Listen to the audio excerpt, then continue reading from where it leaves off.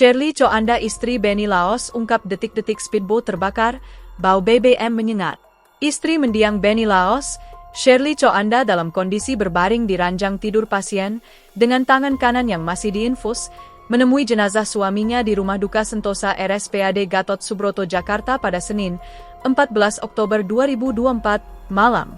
Shirley masih mengenakan pakaian pasien dan penutup kepala medis warna hijau terang, memberi kata sambutan mengucapkan terima kasih kepada kerabat atas dukungan moral yang amat berharga bagi keluarga.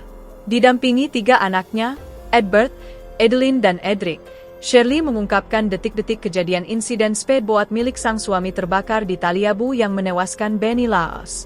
Shirley sempat memperlihatkan kedua kakinya yang dibalut perban dari telapak kaki sampai lutut. "Mohon maaf, suara saya bicaranya agak lambat karena ada painkiller," ucap Shirley yang terlihat menahan tangis seraya membuka kain penutup kedua kakinya. Perjalanan tersebut adalah rangkaian giat kampanye Benny Laos pada perhelatan Pilgub Malut 2024.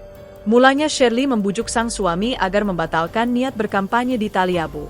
Alasannya karena Kabupaten Taliabu tidak memiliki cukup sumber daya dan fasilitas umum yang memadai, bahkan apoteknya pun tidak memiliki obat-obatan seperti Panadol. Usai membujuk kedua kalinya, almarhum Benny Laos setuju dengan Shirley pulang lebih cepat dari semula 4 hari menjadi hanya 2 hari di Taliabu. Rombongan mampir untuk mengisi stok bahan pangan di Bobong, Kecamatan Taliabu Barat.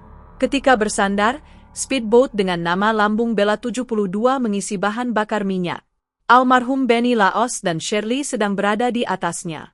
Saat di atas kapal, mulanya Shirley berada di area luar dan duduk di sisi almarhum Benny Laos. Lantaran lama menunggu, ia memilih beristirahat sendiri di kamar dan sempat tertidur. Ketika bangun, Shirley mendapat informasi bahwa kapal sudah selesai mengisi BBM. Namun rasa janggal muncul ketika tercium bau BBM hingga masuk ke dalam kamar. Baunya tidak seperti BBM biasa, ada bau yang menyengat hidung, katanya. Saat ingin keluar, asistennya meminta Shirley tetap di dalam kamar karena bau bensin di bagian luar lebih menyengat.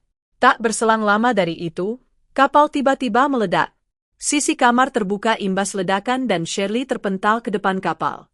Saat itu ia berusaha mau menyelam untuk mencari suaminya. Namun kakinya tidak bisa digerakkan karena luka bakar imbas ledakan. Dirinya kemudian ditarik naik ke daratan. Shirley dilarikan ke puskesmas terdekat, sementara suaminya dibawa ke rumah sakit. Download Tribun X sekarang, menghadirkan lokal menjadi Indonesia.